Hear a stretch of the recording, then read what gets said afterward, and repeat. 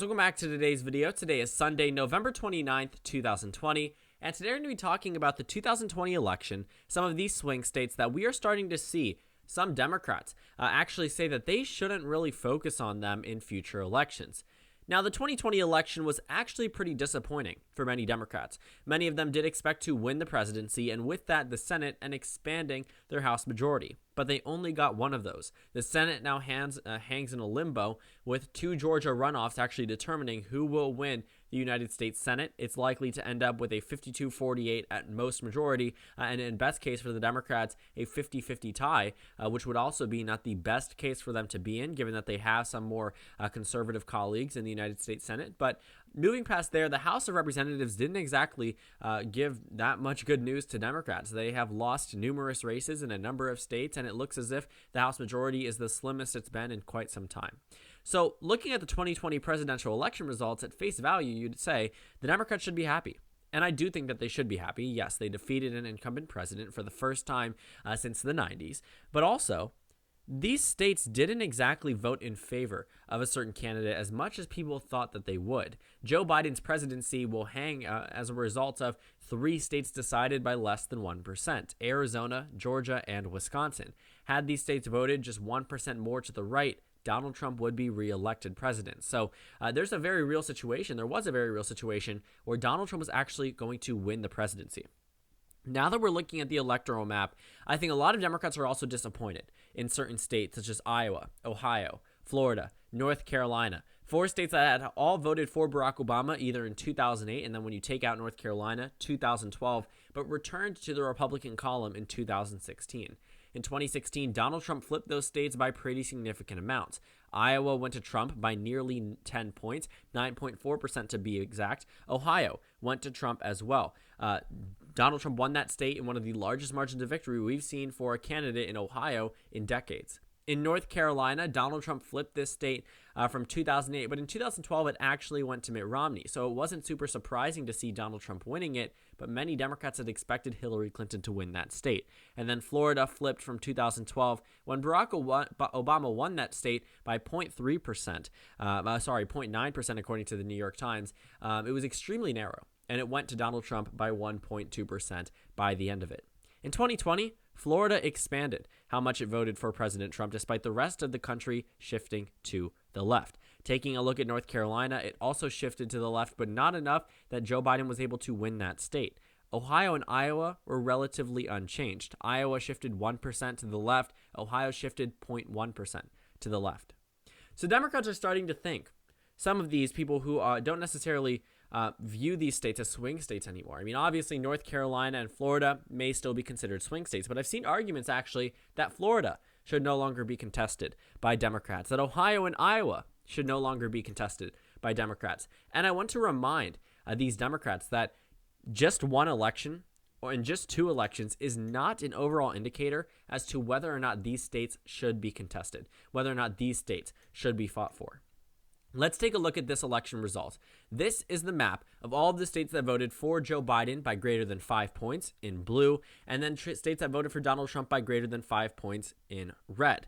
I think Democrats were disappointed mostly with the Iowa, Ohio, and Texas results. These were three states that the polling data indicated would be less than 5%, though they did expect a Donald Trump victory, but they were targets for Democrats, and Democrats really thought that they were going to do well. I thought the Democratic Party was going to do better than they actually performed in all three of these states. So it threw us for a loop when we saw that Donald Trump was actually winning these states by very large margins. Texas actually voted for Donald Trump less than not only Iowa, which was standard in 2016, but also Ohio. Ohio and Iowa, two states that voted for Obama, voted to the right of Texas in this election. That's one thing that we also don't know much, just because the main headline is that Joe Biden won the election, but there's a lot of things that are underlying that we really don't focus about. If you're actually wondering about some other things that we don't focus on, check out my most recent video I just made about the most interesting parts about the 2020 election. But moving past that, I think Democrats were just really upset that these 62 electoral votes did not go in their favor, number one, and actually were pretty strong victories for Donald Trump. 4 years ago, Hillary Clinton only had 201 electoral votes in her column out of states that were won by greater than 5 points. Biden bumped that up to 227. Donald Trump actually bumped down from 204 to 188. In fact, he lost one state in particular that he won by over 5 points in 2016, which was the state of Georgia. So Georgia actually voted for Trump by greater than 5, and he ended up losing it this election. Yet again, another indicator as to why political parties should not give up certain states based off their current characterization. Now, I'm not saying that Democrats or Republicans look at a map where candidates have won by greater than 5 points and say it's absolutely out of reach. But when you're looking at it at face value, you might think that it could be out of reach. There's 123 electoral votes that are within the 5-point region. These are states that really could be determined as true toss-ups. It's 123 electoral votes out of 538. People would argue that's a pretty good amount for the swing state column. But we all know that swing states generally jump up to larger than 5 points. Texas actually went to Mitt Romney by 16% and then went to Donald Trump by 9%. And then the following election, when Donald Trump was on the ballot again, down to 6%. So looking at a lot of the election results, one may argue in the past that the Republican Party should have given up many of the states that were competitive this time around. Let's go ahead and take a look at the 2008 election results. Barack Obama won over John McCain with 365 electoral votes to 173. Take a look at the 2004 map. Look at all that red. Look at all the blue following that election. I mean, the fact that this state, the fact that this country had voted overwhelmingly for Obama wasn't necessarily surprising. Obama was a one-in-a-lifetime candidate. But Obama's margins were even more surprising. Actually, not super surprising, but even more outstanding, even more impressive for a presidential candidate. In fact, the McCain campaign announced officially that they were giving up Michigan in October of 2008. They knew they had lost that state. He had given up that state, and 8 years later, Donald Trump won it. And it wasn't as if it was just Michigan. Let's go ahead and take a look at the map on map.jacksonjude.com and take a look at the past elections. Look at 2016. Look at all of that red. Then as we hit 2012, sure, there are some parts that are redder, but the map itself is generally bluer. And then 2008, even more blue. But look at the entire Rust Belt. I'm not going to tell you the margin in Michigan just yet, but just know that, above 15 points is safe. Michigan voted for Obama by 16.5%. Wisconsin voted for Obama by 13.9%. Pennsylvania voted for Obama by 10.3%. Iowa voted for Obama by 9.5%. Ohio voted for Obama by 4.6%. All 5 of these states and Maine's 2nd district, which went to Obama by 11.3%, were won by Donald Trump 8 years later. Look at that. Look at how much bluer the map was in 2008. And at this point in time, the Republican Party likely had to do some soul searching. Take a look at the 2008 Senate election. 58, which actually ended up being 59, because this Minnesota Senate race did not go to the Republican following a recount. Al Franken, remember him? He was a senator there, resigned. He won this Senate race 59 to 41. We will never see a Senate majority that large in modern political history. I'm saying that now. Unless something significant happens across this country, a significant shift, we will not see that large of a majority. But 59-41 was the Democratic Party's majority. For a few-month period, they had 60 seats in the United States Senate, above a filibuster at the time. They could have done whatever they wanted, and they got Obamacare through. But 59 seats following this election. Just 6 years later, on the same Senate map, you might have seen it as I flashed it in the beginning, they won back control. The Republicans won back control. They gained 8 Senate seats. At this point, they were at a better off position following the 2010 and 2012 elections, but this was the same exact Senate map. Look at all of those gains. 8 Senate seats. At this point in time, I'm sure there were plenty of articles wondering whether or not the Republican Party could win back the Senate in future elections. This majority was so large that many people thought it was impossible for the GOP to overcome.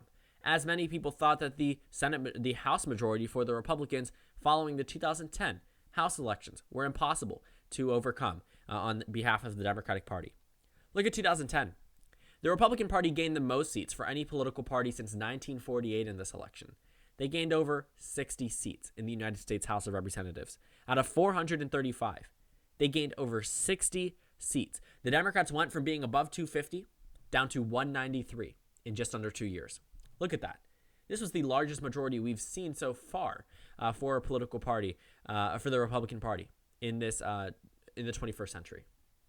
So this majority was great for the Republicans. They were very happy with this map. But this map was gerrymandered. This map wasn't exactly super favorable, I would say, in some regions of this country for the Democratic Party. But if you're looking at where Republicans actually did super well, and you're looking at this map, you may think, would there be a time when the Democratic Party could win back the House following this election? We'll take a look at 2008. This was the map in 2008. This was when the Republican Party wasn't exactly at the best point. They had 41 seats in the United States Senate. They barely had any seats in the United States House of Representatives. Look at how much red is added onto this map after 2 years. Perseverance works. Commitment works. And in 2018, the Democratic Party won back the House of Representatives. In 2012, the Republican Party retained the House. The Democrats gained very few seats, but it was overall the same result. And on the same House map as 2012, the Democratic Party won back the House of Representatives with very minimal changes, with the exception, I believe, of Pennsylvania and North Carolina. So again, another testament that keeping the same energy and making sure that you actually focus on every single race, that's a winning strategy. This Oklahoma 5th District would not have gone to the Democrats, even though it may only have been for 2 years, would not have gone to the Democrats had they not remained committed to this one congressional district that seemed to have been insanely gerrymandered. And it was, to a point where Democrats were not supposed to win that area. Iowa was drawn in a way that Democrats weren't supposed to win 3 out of these 4 House seats. They won 3 out of the 4 in 2018. South Carolina's 1st District was not supposed to be going to the Democratic Party. They won that seat. These victories, Utah's 4th District, these victories were not because the Democratic Party only had one thing going for them. This was because of the fact that they had spent years fighting back for these House districts, fighting back for some of these Senate races. When you're looking at some of these battleground states that Joe Biden had won, if the Democrats were using the same type of logic that I've seen many of them actually argue now, they would not have won Georgia in this election. They would not have made Texas insanely close.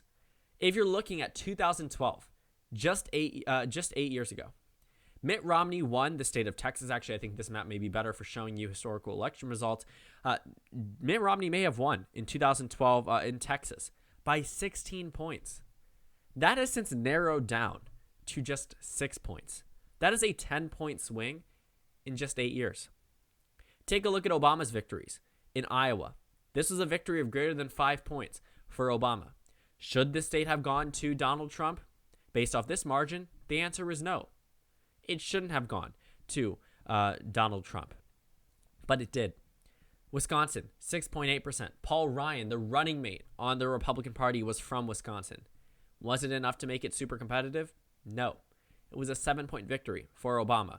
Michigan, 10-point victory. Pennsylvania, 5-point victory.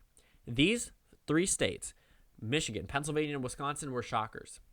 And rightfully so. Democrats had done well here. They had won here in previous elections. I mean, look at that entire area. The last time Republicans won there was in 1988 prior to Donald Trump. So it wasn't exactly as if the Republican Party had a shoo-in or was supposed to win these races. They weren't. But if we were working by the logic that states that overwhelmingly vote for a certain candidate are no longer in contention for the opposition party, that is not a winning strategy. If you're looking at Michigan, you're looking at Pennsylvania and Wisconsin in 2008. If I was speaking to you, if we were in some alternative timeline where technology was just as advanced back then, and I was speaking to you through your tablet, through your phone, through your computer, you might agree that the Republican Party would be done in Wisconsin, in Michigan, in Pennsylvania following these margins. There's no way you would have believed that 8 years after this election, the Republican Party would be winning them after decades of some of these states voting for the Democrats. It just didn't make sense. These margins were too large to overcome, or so we thought. And I think that the Democratic Party should really try to avoid, in any situation, giving up a single state, giving up a single region of the country. Just 8 years ago, Arizona was entirely out of reach. Let's look. Arizona voted for Mitt Romney by over 10 points. Georgia voted for Mitt Romney by 8 points. These parts of the country were not supposed to be competitive. If we take a look actually back even farther than 2008, in 2004, the Democrats should not have won Indiana in 2008. This was a 21-point victory for Bush. It ended up being a 1-point victory for Obama. That is a 22-point swing in just 4 years. Things can change. The American electorate is surprising in many ways. If I had told you that the 2020 election would have ended up with Biden winning Georgia and, Trump winning Florida, you probably wouldn't have believed me. That wasn't a believable statement prior to the actual results being filled in. So looking at this electoral map, I really don't think that the Democratic Party, especially moving forward in America where the entire country is going to be more leftward because of how much we are growing in terms of population. The minority populations in every single state is expected to grow by the time we reach 2050, and that may seem far away, but that's 30 years, and that's enough for significant party realignments and significant shifts in certain regions of the country. Just 30 years ago, actually, Bill Clinton had won Arkansas by more than 15 points. Just 30 years ago. A little bit, actually, just 24 years ago. It wasn't impossible for Democrats to win in the South. So things can change. And the Democratic Party cannot afford to give up seats. The Republican Party did not give up on the Rust Belt. The Republican Party did not give up in many regions of this country, and it paid off in 2016. The Democratic Party did give up on the Rust Belt in 2016. Hillary Clinton did not fund money into those states when she and her campaign solidified their June 2016 plans for the 2016 election. They didn't focus on Wisconsin or Michigan. They focused on Pennsylvania, which was even more of a shocker that it actually went red. But these three states in particular, there wasn't much of a focus. And I think that the Clinton campaign really made a miscalculation, and many Democrats did as well, by overestimating the amount of support that they had in some of these areas. The Republican Party did not take many of these for granted. And I really think that moving forward, I think that the Democratic Party should make sure that they actually focus heavily on some of these states. I think that it's of the utmost importance that if they want to win elections in the future, they cannot afford to give up any states. And I know that may seem redundant, but that's something that the Democratic Party needs to shy away from. Nobody cares that Iowa and Ohio went to Trump by 8 points. That doesn't mean that it's 100% out of reach. It may not be the most likely pickup in the next election, but think about the next few elections down the line. Think about what type of message that sends to voters in these states that had elected Democrats in the past. There's a reason why they're voting Republican. Instead of just shying away from it and just pushing them back and pushing them off, not really going to understand why they voted for Trump, that isn't a winning strategy. And that is one thing that I've seen the Republican Party do in a number of these states, is that they are persistent. And they may have more funding. They may have had more energy throughout the past 8 years under Obama's presidency. But what we've seen for the past 4 years is that the Democratic Party made sure that they didn't really forget about any district in 2018. They ran beautiful candidates across the country. I think that was probably one of the best years we will see for Democrats in House elections, probably for the next 4 to 8 years, depending on who's president. And I think that the Democratic Party should try to replicate what they did going into 2018, because it clearly did not lay over into 2020. Whether it was the pandemic, whether it was just Donald Trump being on the ballot, something went wrong for down-ballot Democrats. And I don't think it was just Joe Biden. I think there were a multitude of issues. But the Democratic Party cannot say, we're not going to contest Iowa and Ohio in future elections. They cannot say that they're not going to contest Iowa or Ohio in the upcoming Senate elections, because that would be wrong. I don't think these states are swing states immediately off the bat. The Democratic Party has some work to do. But if they're just going to nominate a no-name, if they're just going to nominate someone who doesn't really care about the state, who will remain relatively unknown throughout the entire campaign process, I think that tells these voters that the Democratic Party may not really care about them and will make it even harder for them to win in the future. Because there will come a time where a candidate believes that they can win in states that were won by the opposition party by 10 points. That candidate in 2008 was Barack Obama, the senator from Illinois who won Indiana and Ohio, despite both of those states going for the Republican Party in 2004. Indiana, think about that, a 21-point margin to victory for the GOP ended up flipping in 2008. Now, I'm not saying the Democratic Party should be entirely unrealistic, but they should not come to a point where they pretty much give up a race before it's even begun. That's what we saw happen in a number of states. And up until recently, Texas had not been contested on the statewide level. We saw Wendy Davis in 2014. That was a start. 2016 was when Democrats actually started opening their eyes and saying Texas will be a swing state. 2018, Beto O'Rourke came within 3 points of winning a Senate race there. 2020, Donald Trump wins it by 3 points less than 4 years prior, a 10-point swing since Mitt Romney.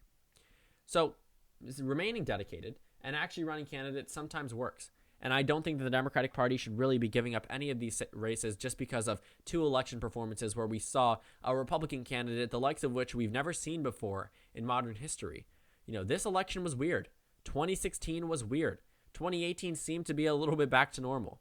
2014 may have seemed a little bit more normal than 2016 or 2020. But I think going into future elections, a winning strategy will be focusing on these races, because it may not be a victory for the Democrats in 2022 or 2024 or 2026. But they're going to start seeing these benefits in 2028, 2032. These voters are going to remember when certain political parties have abandoned them, when there isn't a single statewide office in some of these states, a single statewide Democratic Party office when Democrats have won here as recently as 2012. Maybe not on the presidential level, but in Senate elections or in House elections. And that isn't the best message you want to be sending to your constituents. And I think that the Democratic Party should really focus on a number of these states, expand where they won in 2020, absolutely.